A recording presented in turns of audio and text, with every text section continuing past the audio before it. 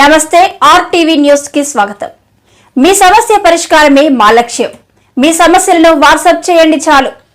9492726238. మా వార్తలు మీకు నచ్చినట్లయితే లైక్ చేయండి, షేర్ చేయండి, సబ్స్క్రైబ్ చేయడం మాత్రం మర్చిపోకండి. ఘనంగా తెలుగుదేశం పార్టీ అధినేత చంద్రబాబు నాయుడు జన్మదిన వేడుకలు. శుభాకాంక్షలు తెలియజేసిన మాజీ మంత్రి మణికుమారి, పాడేరు టీడీపీ అభ్యర్థి కిల్లు వెంకట రమేష్ నాయుడు. ఎవరు ఎన్ని కుయుక్తులు పన్నినా పాడేరు అసెంబ్లీ నియోజకవర్గం నుండి పోటీ చేసేది కిల్లు వెంకట రమేష్ నాయుడు అని తెలుగుదేశం పార్టీ మాజీ మంత్రి Matsyarasa Manikumari, Janasena in charge doctor Ompuru Gangulaiah, BJP party in charge కూడా కృష్ణారావు అన్నారు. ముందుగా తెలుగుదేశం పార్టీ జాతీయ అధ్యక్షుడు నారా చంద్రబాబు నాయుడు జన్మదిన శుభాకాంక్షలు ఘనంగా నిర్వహించారు. ఈ సందర్భంగా వారు మాట్లాడుతూ, పాడేరు అసెంబ్లీ నియోజకవర్గం నుండి తెలుగుదేశం పార్టీ అభ్యర్థిగా కిల్లు వెంకట రమేష్ నాయుడును అధిష్టానం ప్రకటించిందని, ఈ నెల 21న అందరికీ బీఫామ్ ఇవ్వడం జరిగిందని అధిష్టానం ప్రకటించిందని వారు గుర్తు చేశారు. కొంతమంది కావాలని కుయుక్తులు పన్ని మరొకరికి సీటు కేటాయించారని వస్తున్న వార్తల్లో వాస్తవం లేదని వారి సందర్భంగా పేర్కొన్నారు. ఉమ్మడి పార్టీల అభ్యర్థిగా కిల్లు రమేష్ నాయుడును జూనియర్లు, సీనియర్లు అనే తారతమ్యం లేకుండా అందరం కష్టించి పనిచేసి రమేష్ నాయుడిని గెలిపించుకుంటామని వారంతా ముక్తకంఠంతో తెలియజేశారు. ముఖ్యంగా చంద్రబాబు నాయుడు మాటిచ్చి మడమ తిప్పుతారా అనే అనుమానం అయితే మాలో ఎవరికీ లేదని వారన్నారు. ఈ కార్యక్రమంలో మాజీ జడ్పీ చైర్పర్సన్ వజ్రంగి కాంతమ్మ తదితరులు పాల్గొన్నారు.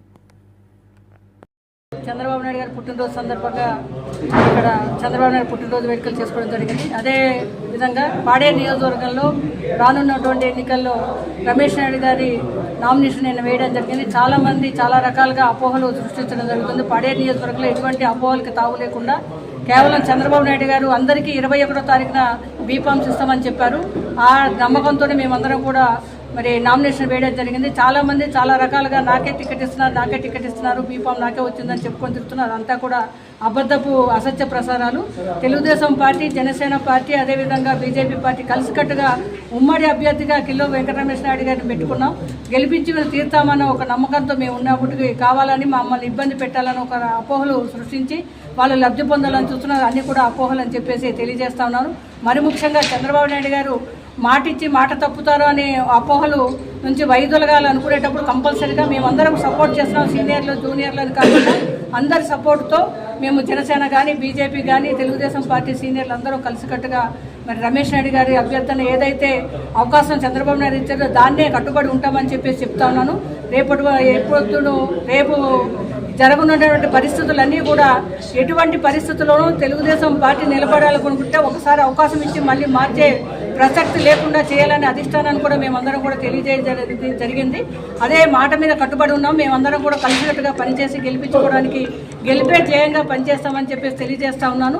ఈరోజు జరిగినటువంటి సంఘటనల ఏదైతే నిన్న ఫేక్ న్యూస్లు రకరకాలుగా టీవీలోను కానీ, అదేవిధంగా వాట్సాప్ గ్రూపుల్లో కానీ రకరకాలు సృష్టించారు. ఇవన్నీ కూడా కట్టుకథలని చెప్పేసి మీకు ప్రజలందరూ కూడా, పాడేరు నియోజకవర్గం ఉన్నటువంటి ఓటర్ మహాశైలందరూ కూడా నేను గుర్తు చేసేది ఒకటే, అబద్ధపు అసత్య ప్రసారాలు నమ్మకద్దు.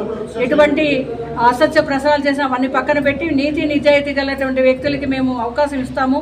ఆ అవకాశాన్ని గెలిపించుకున్న లక్ష్యంతోనే మేమందరం కలిసిగా పనిచేస్తామని చెప్పేసి తెలియజేస్తున్నాను అందరికీ. జనసేన పార్టీ ఇన్ఛార్జిగా ఉమ్మడి అభ్యర్థి గెలుపు కోసం మేము ఆలోచన చేస్తున్నటువంటి తరుణంలో మరి వైసీపీ పార్టీని గిరిజన ప్రాంతం నుంచి తరిమి కొట్టాలని చెప్పే ఆలోచన జరుగుతున్న ఇటువంటి తరుణంలో మరి తెలుగుదేశం పార్టీలో అంతర్గత కలహాలు ఉందనేటువంటి ఆలోచన, లేదనుకుంటే వ్యక్తిని మారుస్తున్నారని చెప్పేటువంటి ఒక రకమైన ప్రచారము, ఇది ఎంతవరకు వాస్తవం అని చెప్పేటువంటి దాని మీద స్పష్టత ఇవ్వాల్సిన అవసరం తెలుగుదేశం పార్టీ మీద ఉందనే విషయం అయితే ఖచ్చితంగా తెలియజేస్తా ఉన్నాం. ఎందుకంటే వైసీపీ పార్టీని ఓడించాలని చెప్పేటువంటి లక్ష్యం ఈరోజు గిరిజన ప్రాంతంలో ఉన్నప్పుడు గిరిజన ప్రజల యొక్క మనోభావాల్ని కాపాడాల్సిన అవసరం, బాధ్యత కూటమిపై ఉంది. కాబట్టి కూటమి ఈరోజు గెలుపు దిశగా సాగుతున్న తరుణంలో మరి అనేక రకాల కుట్రలు కుతంత్రాలు జరుగుతుందనే దాంట్లో ఎటువంటి సందేహం లేదు. మరి అటువంటి కుట్రలు కుతంత్రాలని సేధిస్తూ మరి కూటమి అభ్యర్థి గెలుపు కోసం ఆలోచన జరుగుతున్న టైంలో మరి ఈ రకమైన గందరగోళం సృష్టించి కార్యకర్తల్లో నైరాశ్యం కలిగించడం, కార్యకర్తల్లో గందరగోళం వాతావరణం తీసుకురావడం, ప్రజల్లో అయోమయమైన వాతావరణం సృష్టించడం అనేది ఎవరికి శ్రేయస్కరం కాదు. ఇది పార్టీకి కూడా భవిష్యత్తులో మంచిది కాదనేది అయితే ఖచ్చితంగా మిత్రపక్షంగా మాటలు వైపునే ఖచ్చితంగా మేము తెలియజేస్తా ఉన్నాం.